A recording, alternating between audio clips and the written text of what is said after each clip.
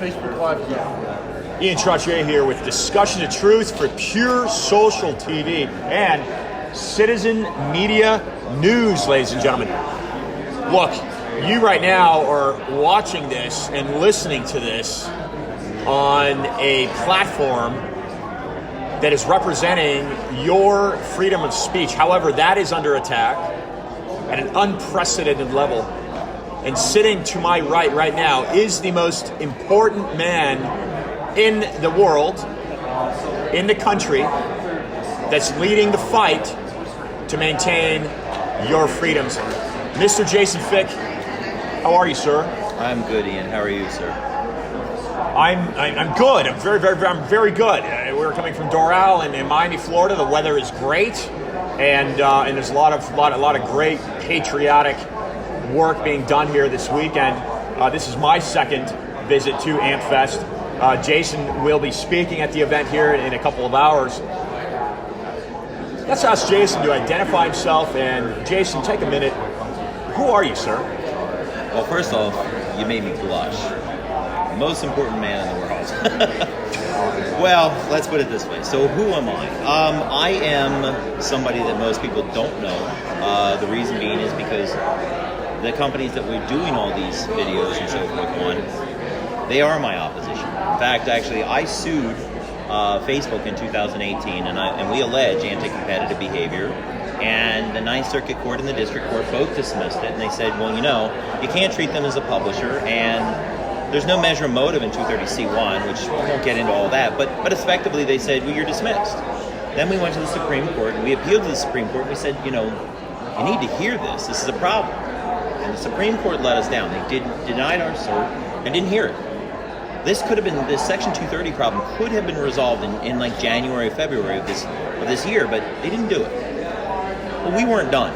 I'm not the type to give up, definitely not give up easily. So we went back to work, and I recognized something, and you would understand this. Did I ever get my day in court? Did I ever get process? Not that I know of, Jason. Right, so I never even once got to speak to a judge. Never. They vacated oral arguments on me. We never got anything. But the thing is that a lot of people don't know. I mean, they know of Section 230. They know that it's some sort of publishing thing and platforms and so forth, but I'll tell you what Section 230 actually is that nobody is talking about because they don't want you to know. And there are a lot of lawyers out there, and I coined the new phrase, they like to lawyer-splain it to you.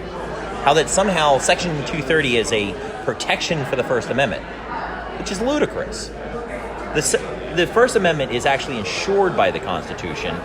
You don't need a law to protect it. So what is Section 230? Well, it's a civil liability protection, meaning you can't sue them, but what are they doing? And I'm not even going to make this up so that you all know. I'll use the exact language of the law. It says to block or screen offensive materials. Let me ask you something. You know what materials are? They're the building blocks of content, right? Okay. If you make content, who owns that content? You do, right? Okay. It's your property. Now, if you put it onto social media, isn't that your choice? What you choose to do? Yeah. So, with your liberty, you decide to put it on to big tech. Now, people say, well, it's a private company. They can do anything they want. They can totally remove your content. Absolutely. And you know what? I would agree with them. But here's where it gets complicated. They can remove your content, but I would be able to seek a day in court. I'd be able to sue you for it. The thing that's the problem is Section 230 stops me from doing so. So it's the government protection that's the issue. Now, what does it do? Well, it allows them to prevent your liberty and your property. It denies liberty and property. Well, wait a second. We've heard of that before, haven't we? If the government denies us of life, liberty, or property, everything is subject to the Fifth Amendment. Due process. You are entitled to seek redress. You are entitled to your day in court. I didn't get a day in court. And yet, the government allowed an agent, yes, it's private, but it is an agent of the government. It's not a state actor, very different. They are not acting in a directive, but they've given them agency protection and said, you can regulate the liberty and property of another. Well, that led us to a whole new path that a lot of people are starting to pay attention to, because we're right. Matter of fact, I actually had a conversation, as I told you earlier, with Thomas Rentz. And who's that? Thomas Rentz is the attorney, I believe, fighting a lot of these COVID mandates. Very, very well known. And he said, and it was one of the greatest endorsements I've gotten so far, and he said that everybody is going down the same path, the textual interpretation of 230. And this case goes from this angle, and they do. Absolutely. Mine went into the textual interpretation, and you know what? The California courts just don't want to fix it. It's not that the law is actually wrong. It just doesn't want to fix it. So now, instead of looking at the text, and what he said, this is the first case that I actually think could do this. Why? Because I'm no longer going to He go said this after... to you when? What? When did he say this to you, Jason? Yesterday? Okay. On literally just before we did this. And he is actually offering up his services pro bono, an entire team of lawyers to help my lawyers, because he recognizes, guess what? We are going to be bringing a Fifth Amendment constitutional case against the United States, not big tech anymore. We are turning our sights away from tech and going right to the source and saying, your law denied me of due process.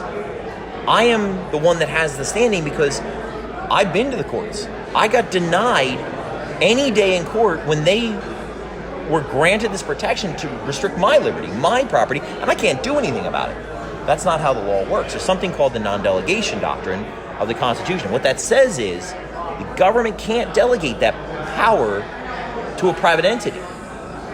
Private entity can't have that. So what we're doing here is instead of going after big tech, now Donald Trump's case, he's going after big tech and he's saying First Amendment, and I kind of agree with him, yes, but you have to prove that they're a state actor. My case is so much different because I'm on the other end of the spectrum saying, no, they're not a state actor at all. In fact, they are a private entity, and that's what makes it unconstitutional, because they enforce those legislative powers with no measurable bounds. They're not in the interest of the public, and they're arbitrary. They're not uniformly enforced in any way.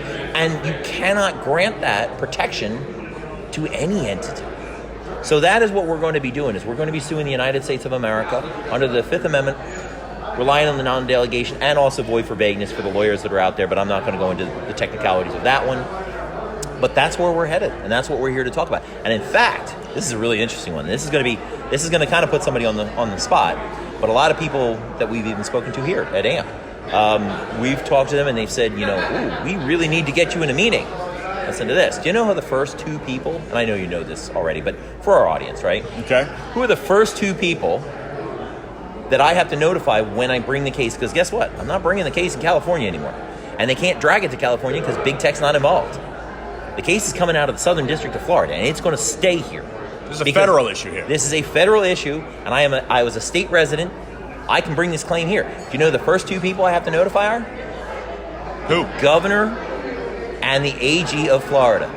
That would be Ron DeSantis and Ashley Moody. Let me insert this right now, Jason. That's a great opportunity to insert this. I'm Ron DeSantis. I'm not Ron DeSantis, but I'm Ron DeSantis. Let's say you're Ron DeSantis. Why can't you be Ashley Moody? Who is speaking? Oh, the great Roger. Okay, Roger. I can be Ashley Moody. I'm Ashley Moody? All right. All right, be Ashley. Look, I'm Ron DeSantis, and I say, Jason, under what theory are you suing the federal government? Well, you just heard it, sir. The Fifth Amendment, relying on non-delegation. The reality is Section 230 denies me of liberty and property, and I have no aid to seek recourse. I am a Florida resident. You are the Florida governor, and I know that you have a problem with this. So the option is that either Ashley Moody, as your attorney general, can fight me and say I'm wrong somehow, or maybe the state of Florida could come in as a co-plaintiff. And we can sue the federal government together, because you know what? States can break sovereignty. They can actually join with me. Florida can go save the union. And that's what's at stake here. That is what is at stake. It may even be the free world that we're working for. Because without information, because everybody says, oh, well, we got to get into election integrity. Okay, great. How are you going to tell that to people? You're going to put it on Facebook, Twitter?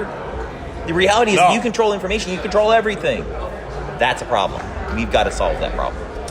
The background with me and why I'm sitting here with Jason is because I began to work, and we touched on this a little bit off camera. I began to work last year with the Google whistleblower, Zach Voorhees. Yes. Okay, and I got behind Zach, and I got him into Mar-a-Lago. We got into Mar-a-Lago through a woman that I met here at this AmFest conference last year, and in Mar-a-Lago, we were able to get to Ron. And I says, Ron, here's the Google whistleblower, Zach Voorhees. He looked at me square in the eye, Jason. This is the governor, and he says, we need to dismantle Google. There is no reason that the sitting governor of the state of Florida should not get behind your case, Jason. Why would he not be able to get? Why would he not want to get behind? Can you see any reason behind this, Jason? I literally cannot come up with a single reason, because at the end of the day, if he really wants to stop big tech, this is the only way that has any chance, any legs whatsoever, because at the end of the day, the case law is there.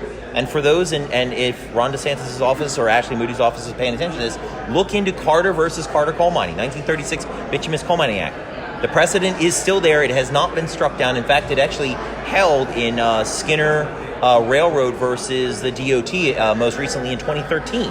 So this is strong precedent. In fact, you know what? I'm going to read you a quick quote from Carter Cole. Do it. I think you guys will all like this. Now remember, this is a 1936 case, and related to what is going on right now. The Supreme Court held that a private entity, like Big Tech, okay, quote, may not be entrusted with the power to regulate the business of another, and especially a competitor. Well, aren't you an advertiser, a marketing guy? Aren't they? You are their competitor. I mean, your organic reach competes directly with their paid reach. What goes on? Any statute which attempts to confer such power undertakes an intolerable and unconstitutional interference with personal liberty and private property. The delegation is so clearly arbitrary and a denial of due process. It's very clear. Section 230 denies us all of our day in court, and it allows them to restrict our liberty and our property, and there's no redress. It's entirely arbitrary. And that is what we are going to bring to bear. Jason, there's a lot of talk about, hey, Section 230 needs to be rewritten. And yesterday, I asked Zach here at this event, I says, look, we've got to tackle Section 230. I'm not going to give his response to that, but from the angle of, we've got to rewrite to protect our First Amendment rights. We're talking about Fifth Amendment now as in that suit. But the First Amendment right is free press, freedom of speech. Those are being attacked. Donald Trump being deplatformed by the major social media outlets. Does 6 and 230 need to be rewritten? Well, see, here's the thing, and this is interesting because that's what Thomas Renz talked about. We keep going after the language of the law. We know what it says. I could sit here and I can recite virtually every single word. The problem is that 26 of them, right? No, there isn't. Remember that. Now, this is interesting. This is a good point. So there's 26 words that created the internet. Well, first off, the internet existed prior to Section 230. First mistake. Second mistake, there are far more than 26 words in there. That is only 230C1. Now, there is a misconception about lots of the words in here, and I'm not going to go into all the technicals today because this is a very complex conversation, but that's what we did. We went to the courts and we explained how they've got the language misconstrued. It's misunderstood. They don't care. They don't want to fix this because every single case keeps coming in California. Well, that's their home state. That's why this case that we're bringing next is so different, because it's not about the language of the law anymore. And that's what Thomas Renz identified is we are not doing the same thing and expecting a different result. Now we are suing the government, and we're not saying here's the language. We're saying, well, it's unconstitutional at its core. Not because of the First Amendment. We're not trying to prove they're a state actor. In fact, we don't even have to. 47 U.S. Code Section 230, private protection. It literally says it's for private. Well, if they're private entities, guess what? They can't have this delegated authority, period. Walk listeners through the steps that you plan to take to protect their civil rights, their constitutional rights here. It starts in Florida. Yes. You start this suit in Florida, but obviously you want a federal law changed here. You want something done on the federal level, which means D.C. Right now, viewers of this and listeners, regardless of political party, are saying, hey, there's a problem in the country. and they're either taking sides, but what we do know is that there's argument around this election. Americans are now suspect of security and the system that is in place in front of them. How can you put confidence in the listener and viewer as to what you're doing is going to be successful in the courts? Walk them through that process, starting in the state of Florida. Okay, so the very, very start of this is that we just recently formed the Social Media Freedom Foundation. For those of you that want to get more information on this or to help us by donating, go to socialmediafreedom.org. That is the absolute first step, because the Social Media Freedom Foundation is going to be the advocate for all Americans. And so in this circumstance, the Social Media Freedom Foundation is going to sue on my behalf, and potentially Florida could come in or not come in, but we have to start at the state level, even though it's a federal case, and we challenge it. This is not a normal trial. In fact, this is actually a tribunal. It'll be 3 judges, and again, the AG office of Florida will have the opportunity to either challenge us, or they don't have to challenge us, or they could join us. In fact, so that potentially would say, okay, so at that level, they might say, you're right, it is unconstitutional, and what are they going to do? They're going to repeal it. And what are we going to do immediately? We're going to be asking for an injunction. Because if we can get an injunction on all tech companies to stop censoring all political speech, and we will go to the courts and make a determination what they cannot regulate against, well, that would change everything, wouldn't it? If they couldn't do any more censorship of divisive political content, for example. So what most people don't understand is that if we repeal it, everybody says, oh, the internet's going to collapse. No, that's not exactly what happens. What happens is, I'm sure you've heard of the FCC, right? Yes. It's a regulatory commission. It is the closest analogous to what should have happened. It's an official regulatory body with its own rules. It's subject to what's called the APA, the Administrative Procedures Act. And there's all of these rules that have to be in place to be able to restrict the liberty and property and life of, and now I understand with social media it's not life, but police, for example. If you restrict that, you have specific congressional oversight. You do it this way. Private entities don't have that. So what has to happen here is that if it is repealed, an independent regulatory body, now the FCC could actually take over the job, but an independent official regulatory body controlled by the government under the regulations of government, subject to review of scope with any agency action, so you can seek redress, meaning you can get due process. They will set the guidelines. And the funny thing is, they say, well, Congress isn't helping you. I said, no, it's not so far, because they don't even understand. If we set up an independent regulatory commission and we take it out of the hands of Facebook and Google and Twitter so that Congress no longer has to ask them for permission to be on their sites anymore, instead they control the game because they will be the ones that set the regulations for the regulatory body. Meaning, Congress, who we elect, we control. Now they get to set the regulations in an official regulatory capacity. And guess what? Now, all these other companies have to follow it. And if they breach it, guess what? Then that regulatory commission can step in, and you as a private citizen can go, they took me down for the wrong reason, and you can do something about it instead of pushing appeal and never getting an answer. That's what happens. Then we walk up, and guess what? Now, this is why we would like Ron DeSantis could bring Florida into this. And if he does, we have a really good chance of the Supreme Court hearing this thing and fixing it once and for all, because this is the true way to stop it. And he may be running for president in 2024? I think it would be amiss if he didn't bring Florida to bear in this. No. If he didn't join me, I think it would be a very detrimental move. Because here is an opportunity that we are now putting in front of you that can legitimately do it. I have lawyers that are now saying, whoa, this can actually work. High-powered lawyers. Judge Ken Starr's people reached out to us. I mean, this is legitimate. Florida could actually save the union here, could save everything, because they could stop big tech from controlling the world, because technocracy is going to be really the new future. Everybody says communism. Nope, technocracy. Jason, you're throwing in something else. We'll wind down, take a few more minutes. What is technocracy? It is where the companies like big tech essentially control so much, and a lot of these congressmen, they're cutting deals, and this is sad because they're cutting deals thinking, well, I skirted the rules. I know there's a famous quote out there, and it ends on, and then they came for you and there was no longer anyone to speak for you. They are breaking their deals. And congressmen, I mean, think about the dangers of this. They took down a sitting president. I mean, I see that as a national security threat. No doubt about it. And yet, you can't do anything about it. Well, we are going to do something about it because they shouldn't have that power. It makes no logical sense because any protection that's granted from Congress has a fundamental principle of that it must be in the interest of the public. How can it be logical? Now, some people will, of course, argue this because they hate President Trump. But take the politics out of it. It doesn't matter who it is.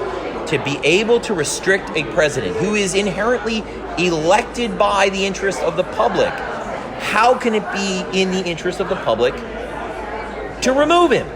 It makes no sense. I mean, we already are in a case where we sued for anti-competitive behavior, and we said, okay, well, if you have to do in the interest of the public and you have to, be a good Samaritan, which is in quotes, and I'm going to get into that in a later episode, but it says as a good Samaritan. Well, is it a good Samaritan to remove somebody for your own financial gain? It goes against the fundamentals of it. In fact, that's actually what Enigma realizes, that the Good Samaritan provision is the first question you ask. Did they act as a good Samaritan? Did they act as a good Samaritan when they took down the president? That's insane. That's not a good Samaritan. I mean, that's an attack on the country, in my opinion. But that's above my pay grade. Segue briefly, Jason, and really, I don't know anybody else that's leading this fight outside of you, and that's why I've worked with you in the ways that I have been able to work with you and help promote your work and push your work forward. But what is right now happening to the country in your view? I mean, these technocrats are controlling the everything. Passage of information. They're censoring voices. How is there not a larger fight right now in this country than what you're doing? That's why I called you the most important man in the world. Certainly the country. Nobody else is doing this. And what you have is a stronger argument than the former president, Donald Trump. The concern you step back in is, are we too corrupt? That this is going to stall for years in the courts. Jason. That's the question. We have to ask now whether or not we are on our own. And oftentimes I sit there and I think to myself, why has nobody stepped up to help me? And oftentimes I realize that we're really alone. Now, I don't want you to think that you're alone, and I want to talk to all of your audience. We're not alone in how we think or what we're trying to do here. The America First principles are very, very alive and well, and we all think that. But we don't have help from the top. And, you're hearing it day to day now to step up and do what you can do, whatever it is. Go yell at the school board, city council. School board. Hold a sign in front of the congressional building. Whatever you want to do, do your little part. Mine, I had no expectation of ever being here. This was not my job. They forced me down this road, and the difference is that there are people that are willing to roll over and play dead.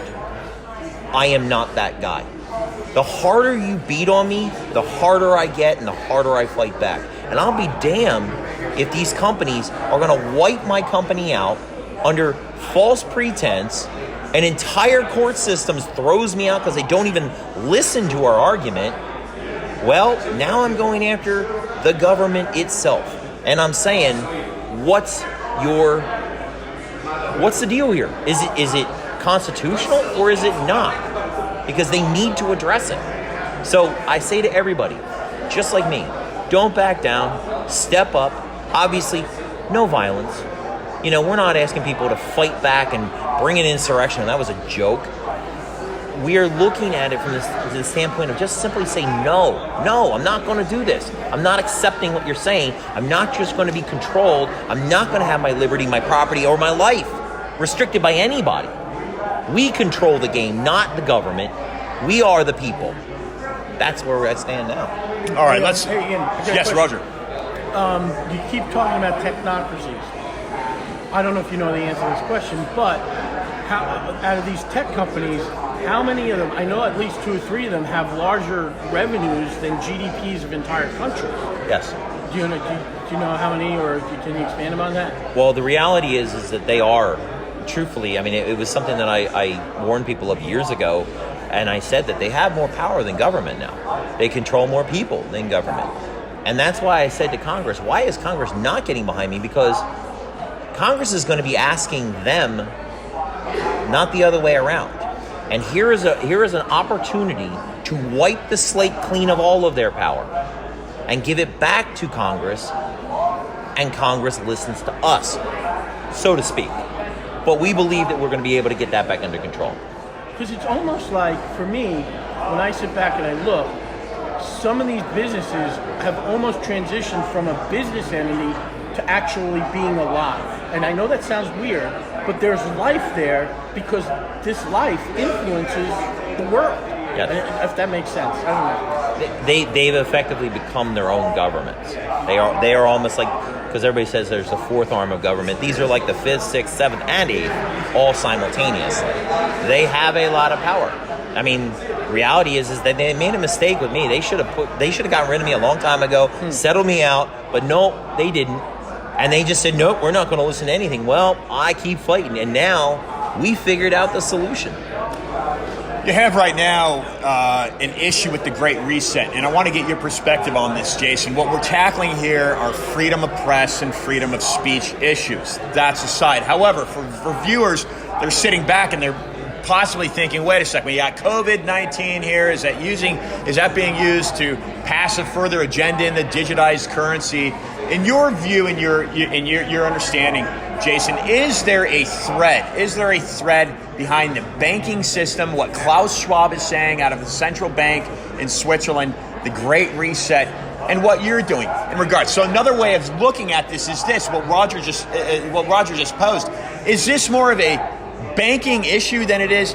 Now, I'm not saying that for Americans and viewers to kind of look at a bigger picture, is there a thread between the overall digital currency and the banking issue here? And look, what I'm threading into this is people that watch what I do is I talk about the Federal Reserve and the corruption of the Federal Reserve. And so I say, well, Article 1, Section 8 of the Constitution gives Congress the power to coin money. However, that was taken away in 1913 with the passing of the Federal Reserve Act. And so now this private entity, kind of like a Facebook or Twitter, hey, we can do whatever we want. We can censor you. We can deplatform you. We're a private company.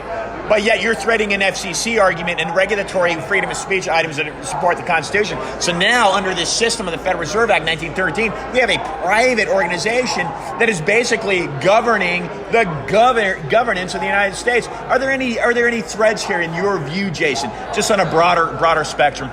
There's obvious a consortium, because for any of these things to work, for the currency to change, for all of these different animals that you said, with different government, banks, and so forth, the one thing that they must control is information. They must. Because if people hear what's really going on, they wake up and they go, oh, okay, I'm going to push back. And if enough people push back, we can stop them. So they've got to control information. And you know what? That's what these companies represent, is that information control. It's the first line of defense against all of the things of ours that we can push back and stop them. So yes, is it all tied together? Absolutely. Actually, it was kind of funny because you touched on something, and I think this is a funny thing. Congress effectively, in Section 230, granted the power to private entities to be able to regulate, and in doing so, granted them the power to regulate Congress itself. How dumb was that? They literally can regulate Congress now because Congress gave them the power. I think it's time for Congress to pay attention, take back the power, start working with us, and we go after this thing. Again, Social Media Freedom Foundation is going to be everyone's advocate. We are going to make sure that there's freedom online, or at least fight it until the end. Boom. Ladies and gentlemen, yes, Roger. You know where you can go that you will not be censored or you will not deal with bias?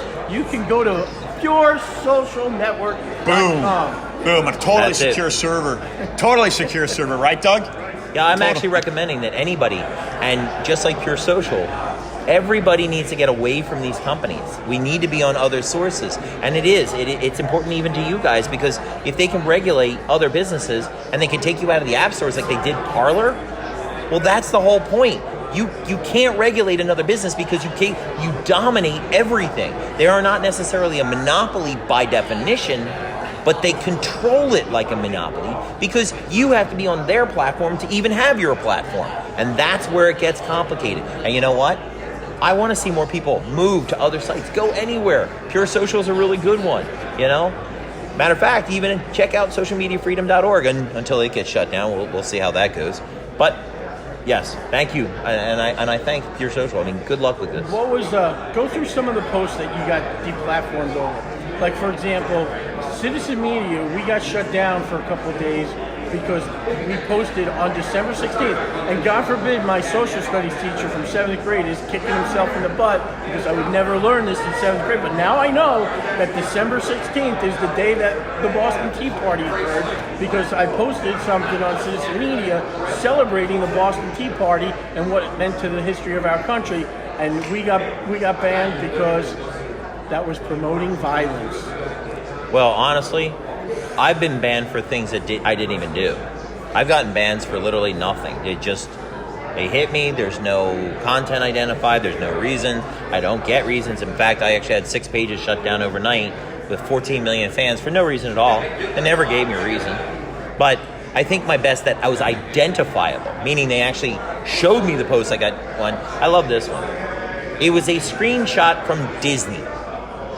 And it was, I believe it was Donald Duck. It was Pocahontas, and it had the actual line You're from the racist, movie. man. No, and it said, "White men are dangerous." It was the line from the movie. I got shut down. I got banned for that, and I'm like, wow. I mean, this is just getting ridiculous. I mean, and I forget it had something to do with what was going on in the news at the time.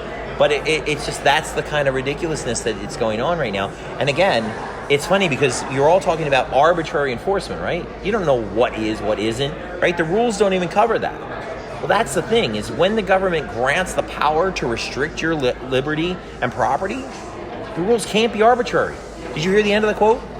The rules are so clearly arbitrary. They can't be arbitrary. You either broke the rule or you didn't break the rule. It is black and white only. There is no gray area. And because of that, that's why it becomes unconstitutional. That's void for vagueness. It can't be vague. You either broke it or you didn't break it. Tell me exactly, and I will wait for anybody in the audience that can tell me, what the hell does hate speech mean? Whatever you consider it, well, that's just arbitrary and discretionary in itself. So, some final words from you, Jason. What do you want listeners and viewers to walk away from? You'll be speaking here on stage in a couple of hours. You're delivering a massive punch here. What do you want listeners of this segment to walk away with right now? Well, I would say this: socialmediafreedom.org. We need your help. I'm not some big political party. I'm doing the hard grind. It is not glamorous what I'm doing. We are fighting actually for all of you. This is the real battle in the courts that we are trying to fix the problems for everyone. I cannot do this alone. I've already had 4 years in this all on myself. I have not had any help. Go there. Help us. We need the donations. We need the support so I can keep up the fight on them for all of you, for everybody here. If we don't stop them, our country's going to fall. It's going to happen. We need to get information back and the ability to share it with everyone. Help me. Come to socialmediafreedom.org. If nothing else, maybe pass the word along to one of your congressmen or officials or something. Pay attention to this, because this is a novel, new way to get this done, and it is the only way, I think, that we can get this done. There is no bill, there is no changes, there's no change in the rules. It's simply, the law is unconstitutional, it needs to be pulled and repealed. Jason Fick, ladies and gentlemen. Thank you, man.